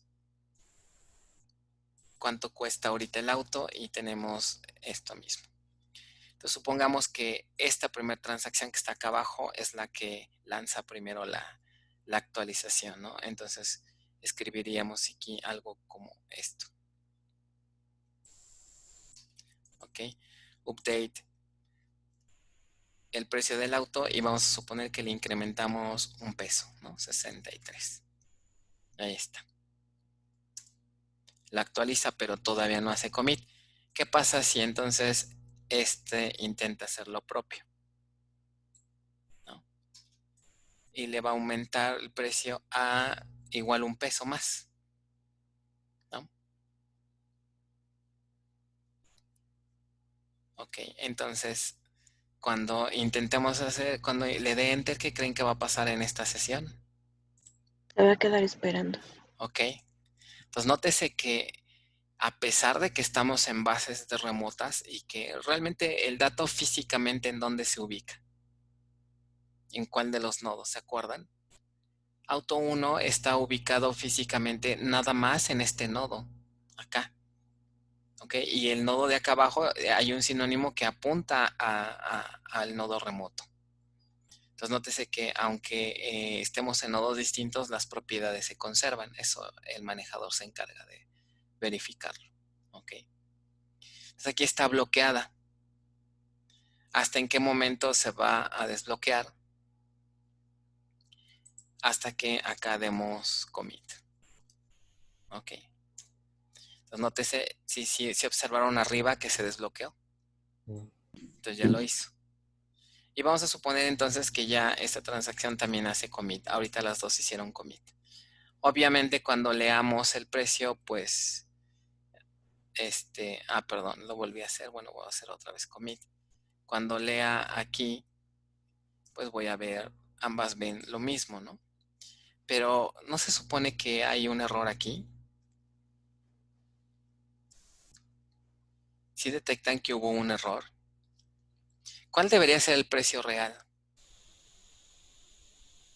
Si dijimos que cada uno iba a incrementar un peso. 64. Ya va a ser 64, ¿no? Y entonces, ¿qué sucedió aquí? ¿No? O sea, a pesar de tener estos niveles de aislamiento, tenemos problemas. ¿Ok? Lo que sucede prácticamente a nivel general es que si no tenemos cuidado con los eventos como ocurren, podemos caer en un problema que se le conoce como loss update. ¿Por qué razón ocurrió un loss update? Básicamente fue porque la transacción, tanto la transacción 1 como la transacción 2 asumió de forma errónea que nadie está modificando ese registro, el producto 1001, y entonces hizo libremente cambios, pero nunca se preocupó por saber si puede haber la posibilidad de que otra transacción modifique el mismo dato.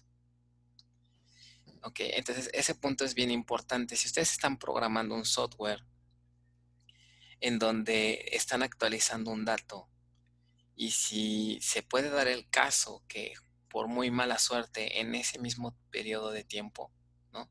Otra haga lo mismo, podemos caer en una situación de loss update porque en teoría deberíamos de tomar en cuenta si alguien no realmente no ha hecho cambios, entonces sí puedo, pero si alguien ya me ganó e hizo cambio, ¿qué tendría que hacer? O sea, por ejemplo, en el caso de los autos que quieren dar un incremento, ¿no? Antes de hacer el incremento tendría que ver si curiosamente en ese momento, ¿no? Alguien más no me ganó, porque si alguien más me ganó, entonces tendría que actualizar al nuevo valor, ¿están de acuerdo? Y después reintentar. Entonces, este es un problema de los updates, ¿ok? La manera en cómo las bases de datos lo resuelven es a través de dos mecanismos que también son conceptos que deberíamos manejar bastante bien, ¿ok? Y es el control de concurrencia pesimista y el control de concurrencia optimista, ¿ok? Entonces, voy a hacer acá, vamos a hacerlo con un ejemplo que es muy, muy típico, que es la famosísima asignación de boletos en un evento, ¿ok? Que es parte también de los ejemplos que vimos en bases 1, ¿no? Que se ven en bases 1. Si no programamos bien un sistema, por ejemplo, los sistemas de Ticketmaster y ese tipo de los sistemas de las aerolíneas, ¿qué pasaría si dos clientes intentan comprar el mismo asiento en el mismo vuelo? De hecho, no sé si les ha pasado a ustedes. ¿A alguien le ha sucedido que les dan el mismo asiento y el mismo lugar? Y cuando van al evento resulta que, pues, ¿qué onda, no? ¿De quién es el asiento? ¿Nunca les ha pasado a alguien, a alguno de ustedes? Sí, en el cine. ¿En el cine te llegó a pasar? ¿Y eso por qué fue? No es un error realmente del operador, sino es un error de programación. O sea, la gente de sistemas que hizo que desarrolló ese software, se equivocó. Entonces, de aquí la importancia de entender cómo opera esto, ¿no? Y de que pues no programemos pensando de que los usuarios o que su sistema va a ser accedido por un cliente a la vez, ¿no? Porque eso es falso. Puede ser que tengan múltiples usuarios que quieren ganar el mismo asiento. Entonces, fíjense aquí cuál es el evento y vamos a ver cómo lo podemos corregir, ¿no? Vean, dice select ocupado. Lo que vamos a simular es, supongamos que el cliente 1 se representa por la transacción 1 y el cliente 2 por la transacción 2. El cliente 1 dice, pues voy a consultar, ¿no? Yo quiero el asiento número 1, entonces voy a checar si está libre. Cuando haga una consulta, ¿qué le va a aparecer? Ah, pues sabes que aquí todavía no hay nada, me diría que está libre, ¿no? Select ocupado me diría 0, ¿no? Como por su lado, el otro cliente va a hacer lo mismo. Entonces, si se fijan aquí, ambos, ¿qué le diría la base de datos? Como una consulta no bloquea una consulta, a los dos clientes la base les diría está libre. ¿Están de acuerdo? Sí. Entonces, después, bueno, como los dos se quedaron con la idea de que está libre, el cliente del lado 1 lanza una consulta para ya, digamos, reservar su asiento. Esto se traduciría a que la base tendría que hacer esto, ¿no? Update concierto sed ocupado igual a 1, y el nombre es cliente 1, en donde el asiento es 1. Y hace commit. Luego, ¿no? Muy rápido para que no le ganen el asiento. Entonces, ¿están de acuerdo que hasta aquí, pues ya este cliente ya ganó el asiento 1? Pero nótese que aquí la transacción 2 pues tiene la misma idea, ¿no? Solamente que van un poquito desfasadas. También esta transacción leyó que estaba libre más bien y hace lo propio, ¿no? Pues yo también quiero el 1.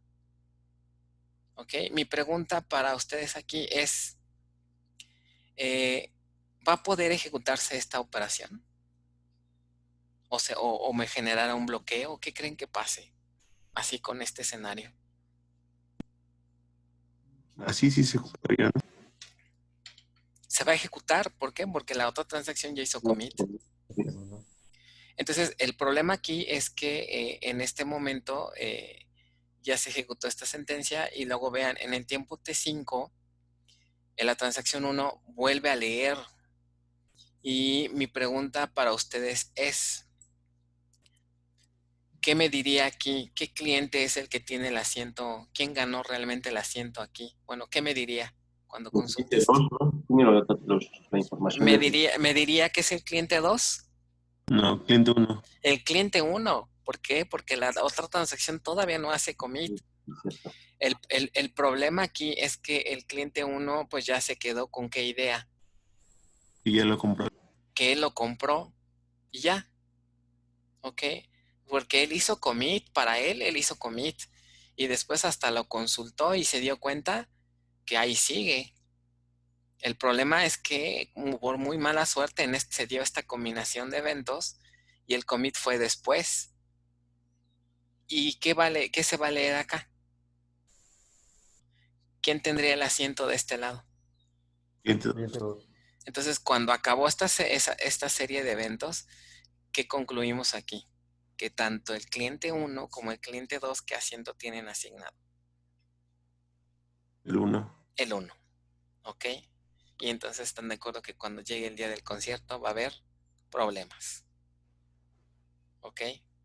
Va a haber problemas. Entonces, ahora imagínense que ustedes programaron esto. Entonces, ese día, muy enojado, su jefe les marca y les dice: a ver, ingeniero, no que muy especialista en el área de bases de datos, mira lo que provocaste, ¿no? ¿Por qué tu sistema me está asignando 2 veces el mismo boleto? Y entonces ustedes dicen, les dice su jefe, bueno, a ver, tienes 1 hora para arreglarme este problema y detectarme el problema. Entonces la pregunta para ustedes es, ¿cómo resuelvo esto?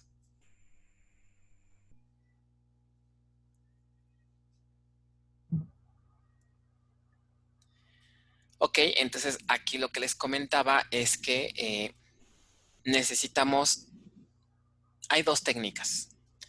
¿Ok? Esos conceptos también están muy documentados y se les conoce como control de concurrencia pesimista y control de concurrencia optimista. Aquí en el chat me ponen select for update, eso es correcto, esa sentencia se ocupa en el control de concurrencia pesimista. Solamente que esa técnica tiene una gran desventaja. Select for update lo podemos entender como una cláusula en la que todavía vamos a aumentar más el nivel de aislamiento. Hace rato dijimos que sentencias,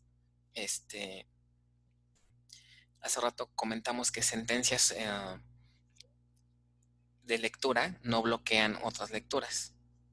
Con Select for Update aquí sí vamos a hacer un bloqueo a 100%, es decir, ni siquiera vamos a permitir que alguien lo lea.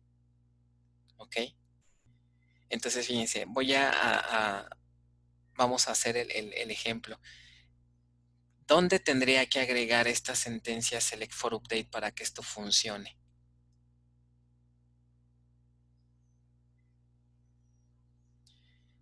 Tendría que agregarlo desde el inicio, ¿ok? Si aquí a esta sentencia la modificamos y le ponemos select ocupado, from concierto where num asiente igual a 1 y al final aquí le agregamos la cláusula for update, lo que va a provocar el manejador es que lo que le estamos diciendo al manejador, ¿sabes qué? Para esta transacción quiero que me reserves, ¿no? Quiero que me reserves este registro y que nadie más ni siquiera lo pueda leer. ¿Ok? Entonces, ¿qué va a pasar cuando llegue la transacción 2? Cuando intente hacer una lectura, ¿qué le va a pasar aquí a su sesión? Se va a bloquear. Entonces, ¿hasta en qué momento va a liberarse el bloqueo? Hasta que haga commit T1. Hasta que TX1 haga commit. El detalle es que cuando TX1 haga commit aquí, de inmediato esta sentencia se va a liberar, ¿no? Se va a ejecutar. ¿Y qué me va a mostrar cuando este select se ejecute?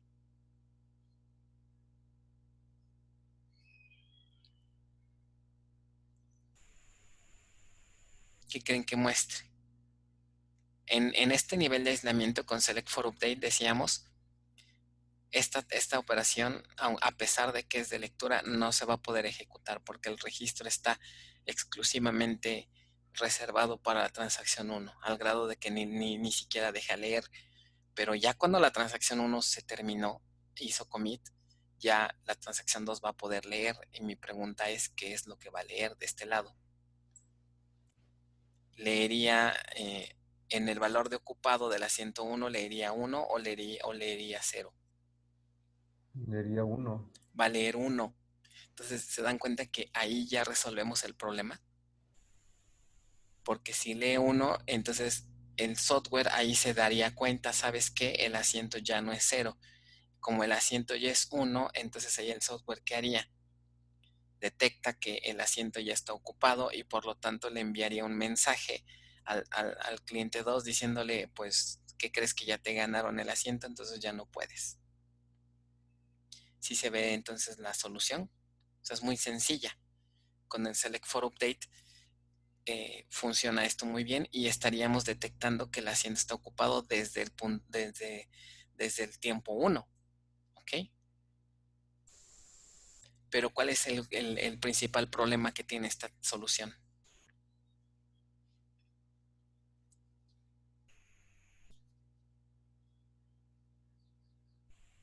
¿Detectan o estará bien? Si el cliente uno no decide, Si imagínense si el cliente 1 se tarda 2 años o al final ni decide comprar, o sea, si se tarda 10 minutos, ¿qué va a pasar con el otro cliente? Pues va a estar esperando ahí 10 minutos. Entonces eso puede ser que el cliente se desespere y se vaya a la competencia. Entonces esa técnica funciona, pero si la ocupan en transacciones donde interviene el ser humano, donde son transacciones que duran mucho tiempo, que depende a ver a qué hora dan commit, depende de un commit manual, esta técnica es muy mala. Porque imagínense si tienen millones de clientes queriendo acceder a su sitio web. pues entonces su sistema de plano va a ser lentísimo. Porque con la cláusula select for update están serializando hasta las lecturas. O sea, no podrían dejar que otro usuario entre ni siquiera a revisar si hay cupo o no. ¿Ok? Entonces, aquí estamos así haciendo la serialización al máximo nivel con select for update. ¿Ok? Pero bueno, por eso se le llama pesimista, porque la validación se hace desde el inicio y no me importa si al final el cliente hace comido o no, yo ya estoy protegido. ¿Ok? O sea, desde el inicio nos protegemos. A diferencia, en el esquema optimista, la gran diferencia es que en el esquema optimista no hace ninguna validación al inicio, sino más bien la validación la hace hasta el final. Esa es la diferencia. Select for Update nos protege desde el principio y en el esquema optimista nos protege, sí, pero hasta el final. ¿Cómo le hago? En el esquema optimista. En el esquema optimista no existe Select for Update, no vamos a protegernos desde el inicio.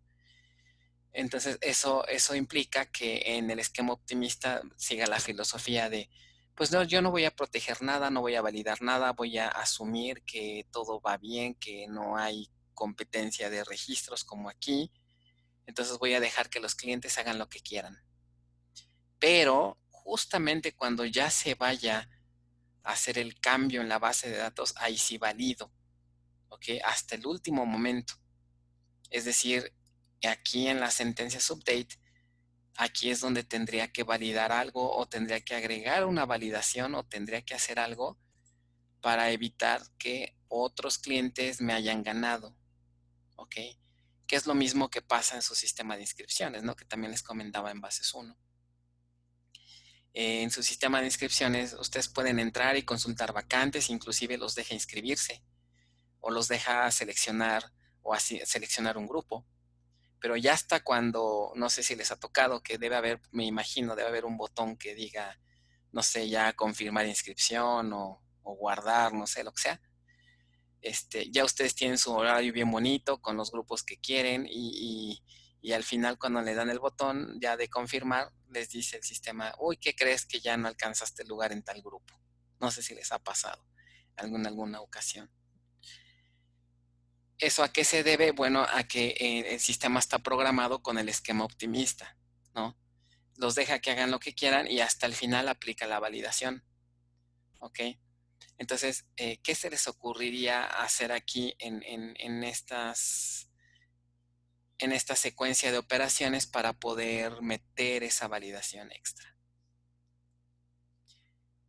La respuesta sería en esta sentencia update, ¿ok? Y la idea es pensar, a ver, debo asegurarme que cuando se lance esta sentencia update, este atributo, ¿en qué valor debería de estar para que el update se pueda ejecutar sin problema?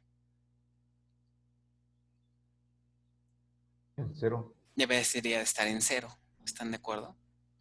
Si yo logro hacer eso, entonces significa, si al momento de hacer el update el asiento está en 0, entonces significa que nadie más ha ocupado ese lugar, por lo tanto puedo lanzar el update.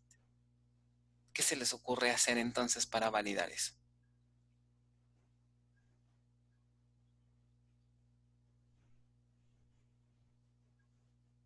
Agregar una condición en el where. Agregamos exactamente una condición en el update. ¿Ok? Aquí en la cláusula where tendrías que poner and, ¿ok? And num asiento igual a, no, perdón, deberíamos de poner and ocupado igual a 0. Entonces, el efecto que tendría es que si hago eso, ¿no? Si ponemos and ocupado igual a 0, y si alguien más ya me ganó, entonces, ¿qué pasaría con ese update? Ya no sería. El manejador no me va a marcar error, pero ¿qué me va a decir? Que actualizó cuántos registros. Ninguno. Ningún registro. Entonces, esa condición de que se actualizaron 0 registros, la puedo validar en el software. Entonces, si el software detecta que se actualizaron 0 registros, ¿qué significa? Que alguien ya ganó el asiento. Entonces, de esa manera es como, por ejemplo, su sistema de inscripciones detecta, ¿no? Ya te ganaron el lugar.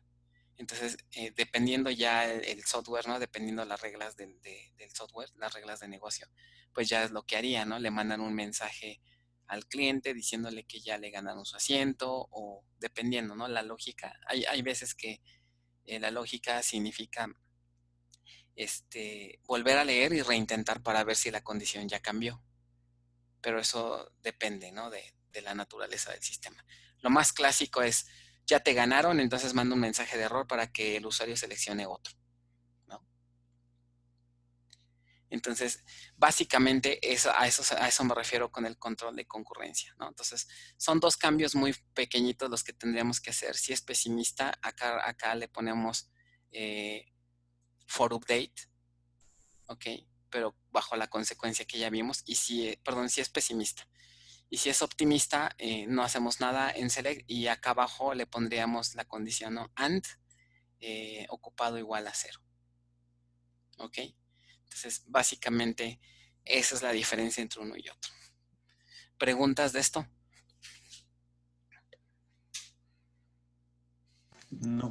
Ok, bueno, hasta aquí sería el brevísimo resumen del manejo transaccional. Entonces, todos estos conceptos, como les repito, a partir de este momento yo asumo que ya los conocen y que los entienden bien. Y por lo tanto también pueden venir en un examen.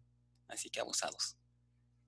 ¿Ok? Si necesitan más detalle de esto, como les dije la vez pasada, esto mismo está en el PDF de Bases 1, pero más explicado, ¿no? Más a detalle. Entonces ahí pueden consultarlo si es que quedó alguna duda de aquí. Vamos a pasar entonces ahora sí lo que sería lo que nos interesa, ¿no? Las bases de datos distribuidas.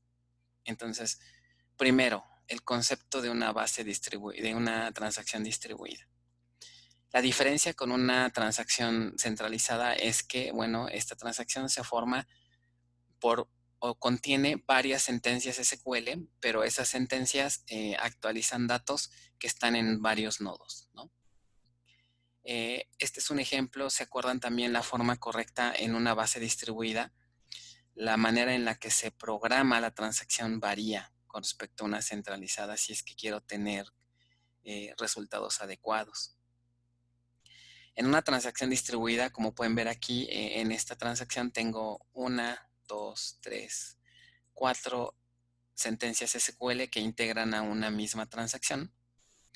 Y vamos a suponer que esta transacción se inicia en este nodo, ¿no? En el nodo JRC-BDS1. En este nodo se hace un primer update, que vean que se hace un update local al fragmento agencia 1. Pero después esta misma transacción lanza actualizaciones a los otros nodos. Entonces eso se hace a través obviamente de las ligas, como ya ustedes las crearon en sus ambientes. Entonces aquí tengo 4 sentencias, ¿no? Una local y una más que se aplica en cada uno de los otros 3 nodos. Entonces cuando tengo esta situación se forma una transacción distribuida. ¿Ok? Una transacción distribuida. Muy importante, debido a que se expande las operaciones hacia varios nodos, es súper importante, ¿no? Que a nivel de programación delimitemos hasta dónde llega la transacción. Es decir, siempre hay que tener la certeza o asegurarnos de que nuestro código, al terminar de ejecutarse, también termine la ejecución de la transacción, ya sea en un commit o en un rollback. Entonces, ¿se acuerdan que al inicio de semestre lo comentamos?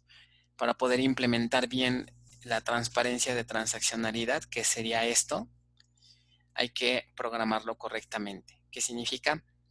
Al final de todas las instrucciones, si todo va bien, si no hubo ningún problema, debemos de hacer un commit. ¿Ok? Si por alguna razón hay una falla en alguna de estas sentencias, entonces el error se debe manejar para que sea tratado aquí en el bloque de excepción como un bloque try catch en Java, ¿no? Y típicamente lo que se hace, mira, si llegas a obtener un error, pues entonces mejor hacemos rollback de toda la transacción. Con esto ya implementamos los conceptos de las propiedades ACID que vimos, ¿no? Si no hacemos eso, entonces ahí el manejador nos va a decir, sabes que tienes una transacción distribuida inconclusa, tienes que terminarla primero antes de que sigas con lo demás. Aquí sí el manejador es más estricto por ser distribuida. ¿Ok? Entonces, un poquito de terminología. Hay otro concepto que le llaman transacción remota. La diferencia con una distribuida sería que la remota significa que las sentencias SQL se aplican en un solo nodo, es remoto, ¿no? Dice, si todas las transacciones SQL de la transacción apuntan a un mismo nodo, entonces la transacción se vuelve remota. ¿Ok? Entonces es como si la consulta la lanzáramos igual desde este nodo, pero las sentencias update se hacen únicamente en un nodo remoto, en por ejemplo. O sea, que las flechas estuvieran apuntando al mismo nodo. Y no hay local, sino también todo se hace acá. Si eso ocurre, entonces decimos que es una transacción remota. ¿Ok? Bueno, las instrucciones de control para una transacción distribuida son las mismas que en una centralizada, es decir, la instrucción commit rollback y save point. Que esto también viene de bases 1, ¿no? Recordando el concepto de save point, son marcas que puedo poner durante el ciclo de vida de una transacción. Y de tal forma que si yo quiero o si se genera un error, puedo regresarme a esas marcas. La ventaja es que en lugar de hacer un rollback hasta el inicio, lo hago de manera parcial, ¿no? Dependiendo también las reglas, ¿no? Si les sirve, hay veces que no es factible que nada más hagas un rollback parcial, por así decirlo. Hay veces que no es factible. Pero para los casos que sí, entonces checkpoint estos save points pueden funcionar bastante bien, ¿no? Bueno. Al final, como les comentaba, hay que asegurarnos de que la transacción llegue a su ciclo, a su fin. Nótese que los save points no provocan que la transacción se muera, sigue viva. Lo único que provoca es que nos va a deshacer los cambios del punto de falla hacia atrás hasta donde yo quiera, ¿no? ¿Ok? Ahora, ¿qué operaciones son permitidas en una base distribuida? Aquí tenemos ciertas restricciones, no todas son permitidas, por lo menos las más comunes sí. La mayoría de los manejadores tienen soporte por lo menos para estas sentencias, ¿no? Create table as select, esto puede ser transaccional, que no es tan común, pero se vale. La instrucción, obviamente todas las DML, ¿no? Insert, update, delete, select, inclusive look table y obviamente select for update, que vimos hace un momento, también se soporta en una transacción distribuida, ¿no? Entonces, básicamente con estas instrucciones son las que tenemos para jugar con una base distribuida. ¿Ok?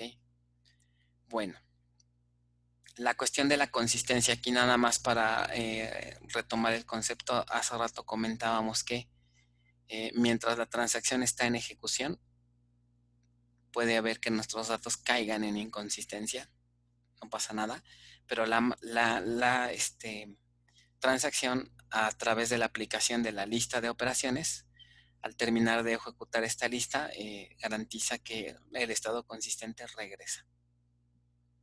¿Okay? Entonces es importante para cuidar la consistencia de los datos, ¿no? ¿Dudas hasta aquí de esto? Entonces ahorita lo nuevo sería lo que es una transacción distribuida y una transacción remota, ¿no? Y la parte de la programación, cómo debe de hacerse. Ok. Nada más un poquito ahí de conceptos. Yo creo ya con este terminamos. Sería la clasificación de las transacciones. Hay múltiples clasificaciones dependiendo el criterio, ¿no? Pero digamos dos clasificaciones que me gustaría mostrarles es, primero por la duración, ¿no? O sea, podemos tener transacciones de larga duración y de corta duración. Siempre hay que tratar de que las transacciones sean de corta duración por la cantidad de recursos y los bloqueos que pueden implicar, ¿no? Entonces, pueden tener que su base es muy restrictiva en cuanto a concurrencia. Eso está bien, no está del todo mal, pero siempre y cuando la transacción sea muy rápida, o sea, un par de milisegundos y ya, ¿no? Después de esos milisegundos liberan sus recursos y ya no pasa nada. ¿Ok? Pero si tienen una transacción donde interviene el ser humano y aquí a que se decide, entonces ahí no conviene meter transacciones con un nivel de aislamiento muy alto. ¿Ok? Si acaso con el default, pero no más allá, porque si le suben más al nivel, van a provocar problemas, ¿no? Entonces, otra manera es por su escritura, ¿no? Cómo está estructurado una transacción. En ese sentido, podemos tener transacciones planas, que significan que no hay anidamiento, por así decirlo. La estructura se refiere a la cuestión de anidamiento. Aquí se fijan, pues es un solo nivel, una sola transacción, pero nada nos impide que tengamos esto. ¿Ok? Podemos anidar una transacción dentro de otra. ¿Ok? Es decir, cuando entramos aquí en la transacción anidada, la transacción que estaba afuera se suspende, se detiene, y primero se ejecuta la de adentro y ya después que termina se sigue, ¿no? Regresa a la transacción original. O sea, si ustedes quisieran anidar transacciones, se puede. ¿Ok?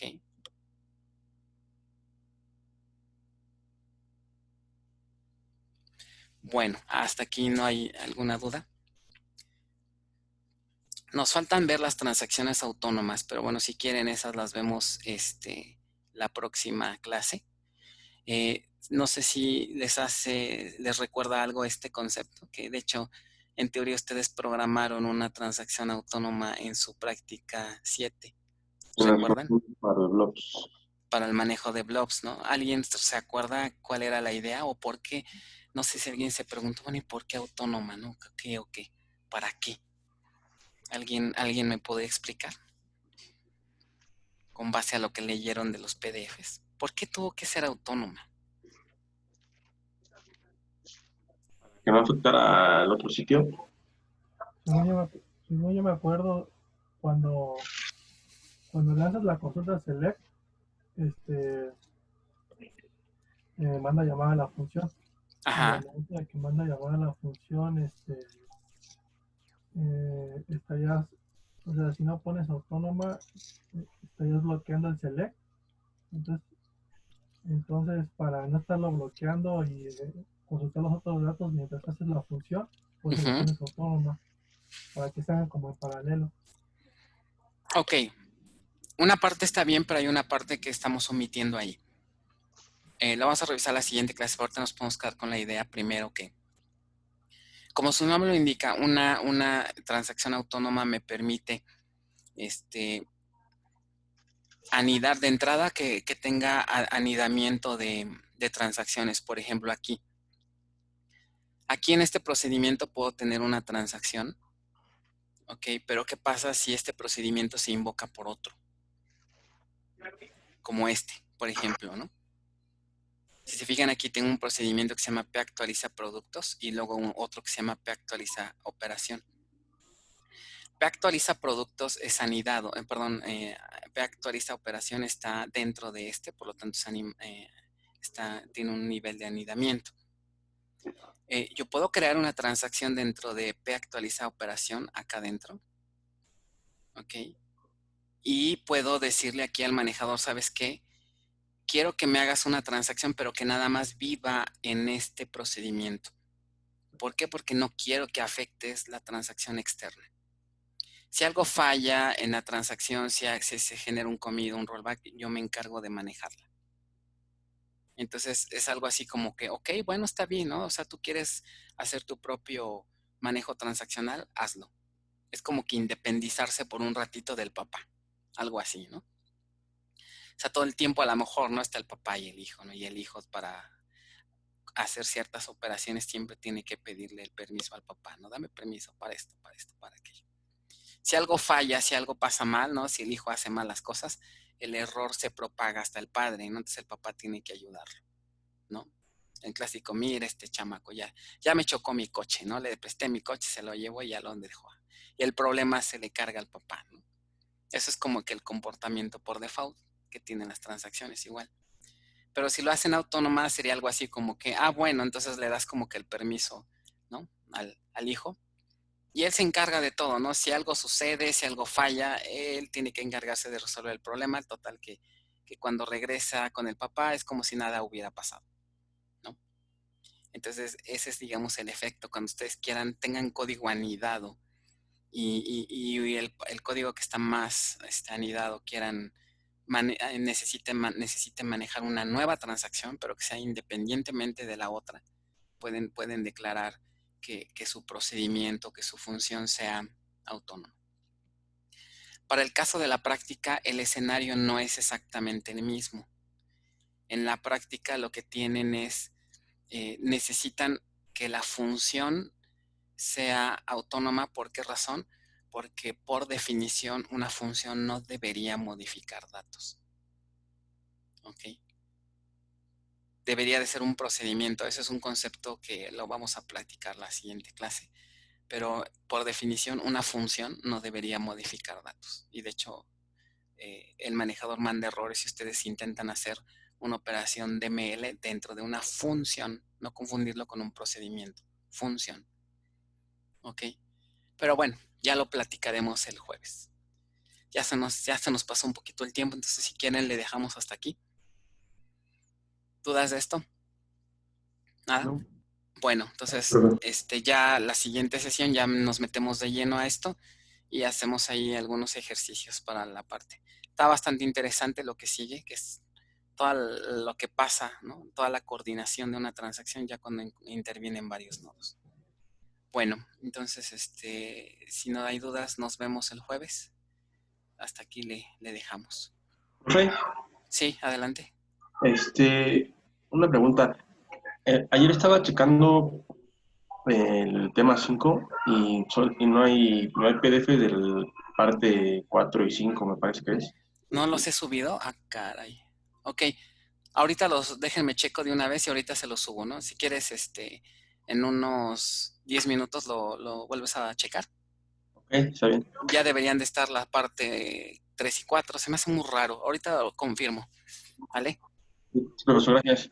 Y Sale. también para la práctica 8, nada más ha subido el previo, ¿verdad? No ha subido el... Sí, no, esa hora también ya la voy a subir espero en estos días. Ok, y la otra del proyecto había dicho la sesión pasada que le iba a subir, no sé si ya... El proyecto sí, el jueves platicamos del proyecto para liberarle la primera parte.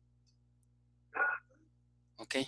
Ok, vale. Bueno, vale, cuídense, nos vemos. Gracias, profe. Bye. Gracias. Hasta luego, profe. Hasta luego. Hasta luego, profe. Bye, bye. Sí, hasta luego.